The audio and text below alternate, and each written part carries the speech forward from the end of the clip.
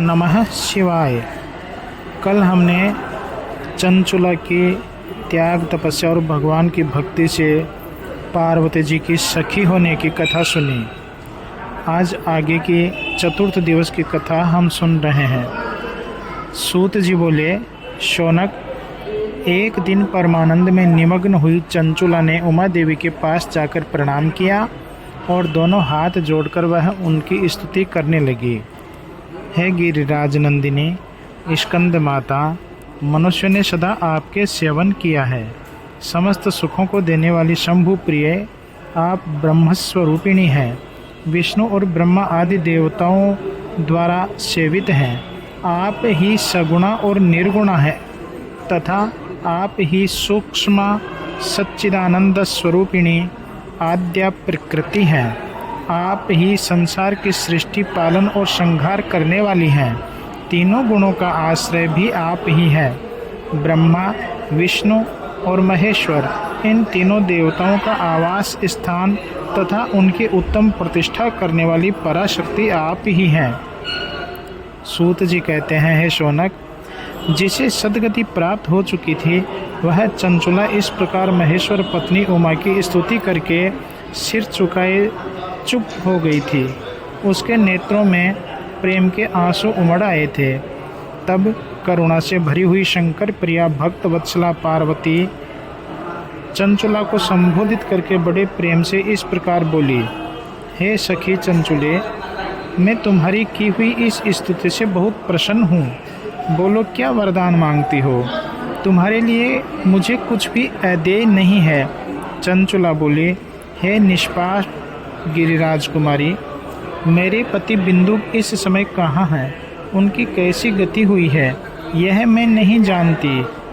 मैं अपने उन पतिदेव से जिस प्रकार संयुक्त हो सकूं वैसा ही उपाय कीजिए। मेरे पति एक वेश्या के प्रति आसक्त हो गए थे और पाप में डूब गए थे। उनकी मृत्यु मुझसे पहले ही हो गई थी। वे न जाने किस गति को प्राप्त हुए। गिरिजा बोले, हे चंचुले, तुम्हारा बिंदु नाम वाला पति बड़ा पापी था। उसका अंतःकरण बड़ा ही दूषित था। वेश्या का उपभोग करने वाला वह महामूढ़ मरने के बाद नरक में पड़ा।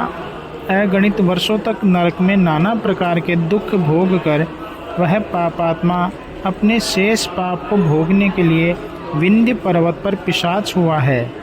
इस समय वह पिशाच अवस्था में ही है और नाना प्रकार के क्लेश उठा रहा है। वह दुष्ट वही वायु पीकर रहता और सदा सब प्रकार के कष्ट सहता है।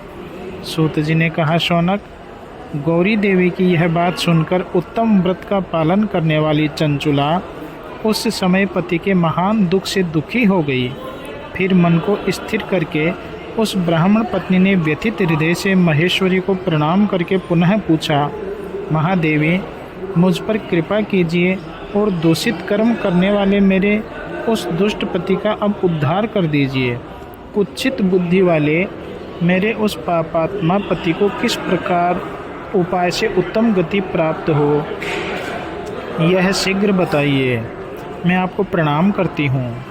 पार्वती जी ने कहा, तुम्हारा पति यदि शिव पुराण की पुण्यमयी उत्तम कथा सुने तो वह सारी दुर्गति को पार करके उत्तम गति का भागी हो सकता है। अमृत के समान मधुर अक्षरों से युक्त गौरी देवी का यह वचन आदर पूर्वक सुनकर चंचुला ने हाथ जोड़ मस्तक झुकाकर उन्हें बारंबार प्रणाम किया और अपने पति के समस्त पापों की शुद्धि तथा उत्तम गति की प्राप्ति के लिए पार्वती देवी से यह प्रार्थना की कि मेरे पति को शिव पुराण सुनाने की व्यवस्था होनी चाहिए।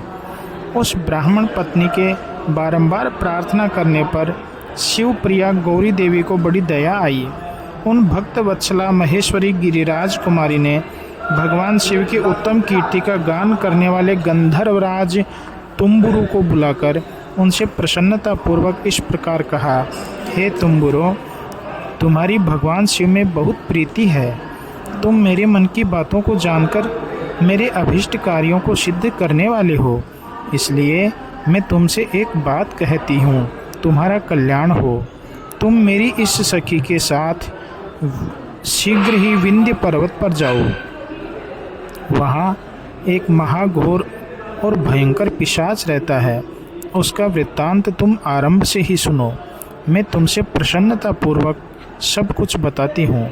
पूर्व जन्म में वह पिशाच बिंदुक नामक ब्राह्मण था। मेरी इस सखी चंचुला का पति था, परंतु वह दुष्ट वेश्यागामी हो गया। स्नान, संध्या आदि नित्य कर्म छोड़कर अपवित्र रहने लगा। क्रोध के कारण उसकी बुद्धि पर मूढ़ता छा गई। वह कर्तव्य अकर्तव्य का विवेक नहीं कर पाता था। अभक्ष भक्षण, सज्जनों से द्वेष और दूषित वस्तुओं का दान लेना, यही उसका स्वाभाविक कर्म बन गया था। वह अस्त्र शस्त्र लेकर हिंसा करता, बाएं हाथ से भोजन करता, दीनों को सताता और क्रूरतापूर्वक पराये घरों में आग लगा देता था। चांडालों से प्रेम करता और प्रतिदिन वेश्या के ही संपर्क में रहता था। बड़ा दुष्ट था। वह पापी अपनी पत्नी का परित्याग करके दुष्टों के संग में ही आनंद मानता था। वह मृत्यु पर्यंत दुराचार में ही फंसा रहा। फिर अंतकाल आने पर उसकी मृत्यु हो गई। वह पापियों के भोग स्थान और यमपुर में गया और वहाँ बहुत से नरकों का उपभोग करके वह दुष्टात्मा जीव इस समय विंध्य पर्वत पर पिशाच बना हुआ है। वहीं वह दुष्ट पिशाच अपने पापों का फल भोग रहा है। तुम उसके आगे यत्नपूर्वक शिव पुराण की उस दिव्य कथा का प्रवचन करो, जो परम पुण्यमयी तथा समस्त पापों का नाश करने वाली है। शिव पुराण की कथा का श्रवण सबसे उत्कृष्ट पुण्य कर्म है। उससे उसका हृदय शीघ्र ही समस्त पापों से शुद्ध हो जाएगा और वह प्रेत योनि का परित्याग कर देगा। उस दुर्गति से मुक्त होने पर बिंदुक नामक पिशाच को मेरी आज्ञा से विमान पर बिठाकर तुम भगवान शिव के समीप ले आओ। महेश्वरी उमा के इस प्रकार आदेश देने पर गंधर्वराज तुम्बुरु मन ही मन बड़े प्रसन्न हो गए। उन्होंने अपने भाग्य की सराहना की। उस पिशाच की सती साध्वी पत्नी चंचुला के साथ विमान पर बैठकर नारद के प्रिय मित्र तुम्बुरु वेगपूर्वक विंध्याचल पर्वत पर गए, जहाँ वह पिशाच रहता था। वहाँ उन्होंने उस पिशाच को देखा। उसका शरीर विशाल था, ठोड़ी बहुत बड़ी थी। वह कभी हंसता, कभी रोता, कभी उछलता था।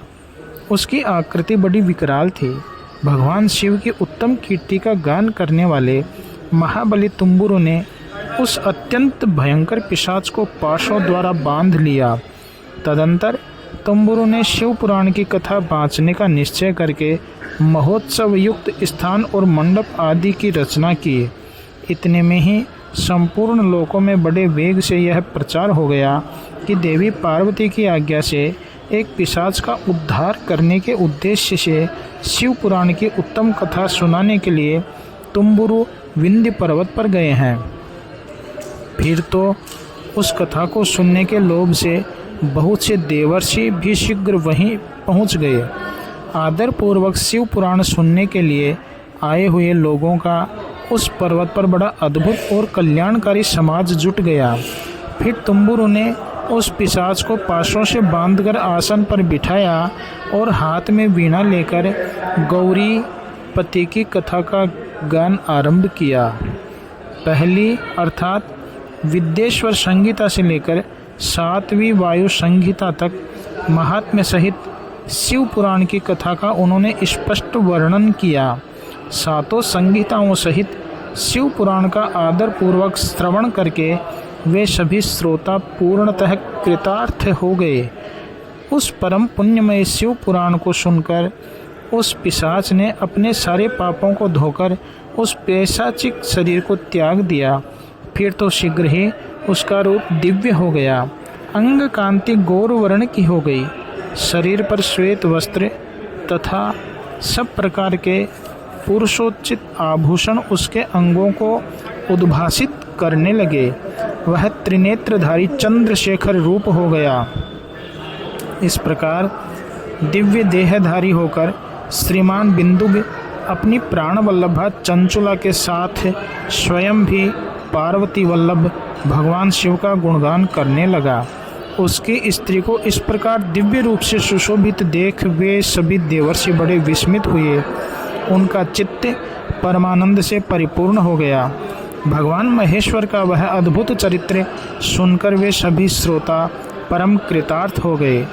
प्रेम पूर्वक श्री शिव का यशोगान करते हुए अपने अपने धाम को चले गए। दिव्य रूपधारी श्रीमान बिंदुक भी सुंदर विमान पर अपनी प्रियतमा के पास बैठकर सुखपूर्वक आकाश में स्थित हो बड़ी शोभा पाने लगा। तदंतर महेश्वर के सुंदर एवं मनोहर गुणों का गान करता हुआ वह अपनी प्रियतमा तथा तुम्बुरु के साथ शीघ्र ही शिव धाम में जा पहुंचा। वहां भगवान महेश्वर तथा पार्वती देवी ने प्रसन्नतापूर्वक बिंदुक का बड़ा सत्कार किया और उसे अपना पार्षद बना लिया। उसकी पत्नी चंचुला पार्वती जी की सखी हो गई। उस घनीभूत ज्योतिष स्वरूप परमानंदमय सनातन धाम में अविचल निवास पाकर वे दोनों दंपति परम सुखी हो गए। बोलिए सच्चिदानंद भगवान की जय, विश्वनाथ भगवान की जय, भक्त और भगवान की जय। ओम नमः शिवाय, ओम नमः शिवाय, ओम नमः शिवाय, ओम नमः शिवाय, ओम नमः शिवाय। नमः